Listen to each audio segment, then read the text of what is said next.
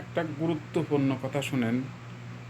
বিএনপির নেতারা যে সবসময় বলতেছে যে জামাত ইসলাম নির্বাচন চায় না। বিশ্বাস করেন, জামাত ইসলাম সবার চেয়ে আগে নির্বাচন চায় এবং সবার চেয়ে বেশিরভাগ নির্বাচন চায় জামাত ইসলাম।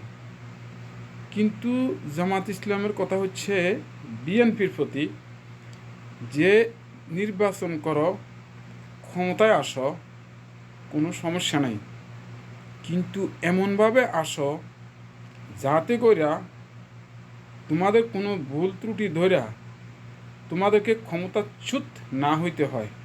তোমরা ক্ষমতায় আসো, কোনো সমস্যা নেই, কিন্তু তোমরা যদি ক্ষমতা আসার পরে ব্যর্থ হয়ে যাও তাইলে বাংলাদেশে আওয়ামী লীগ আগের চেয়ে আরও বেশি ভয়ঙ্কর রূপে আসবে।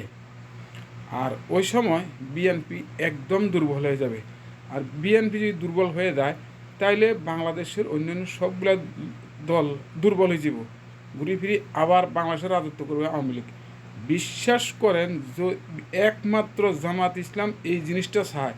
বিএনপি ক্ষমতা আসুক, জামাত ইসলামের কোনো সমস্যা নাই, কিন্তু জামাত ইসলামের কথা একটাই, তুমি ক্ষমতায় বসো, মজবুত করে বসো, যাতে করে কোনো প্রশ্নবিদ্ধ তোমরা না হও।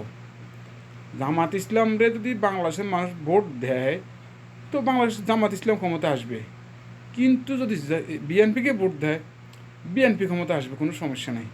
কিন্তু তুমি এমনভাবে তুমি কিছু ফাঁক ফোকর যদি তুমি রাখো, যেই ফাঁক ফোকর দিয়া তোমার ক্ষমতাচ্যুত করার জন্য, তোমাকে ধ্বংস করার জন্য এরকম রাস্তা থেকে যাব, ওই রকম রাস্তা রাইখা তোমরা ক্ষমতায় আইসো না। জামাত ইসলাম বিএনপিকে ভালোবাসে, ঘৃণা করে না, কিন্তু বিএনপি উল্টা বোঝার কারণে এখন বিএনপির কাছে জামাত ভালো না। কিন্তু এই বিএনপি এই বিএনপি ভুলের কারণে যদি ক্ষমতা আসার পর কোনো না কোনোভাবে যদি ক্ষমতাচ্যুত হয়ে যায় বিএনপি, তাইলে শেষ হয়ে যাবে জাতীয় পার্টির মতো।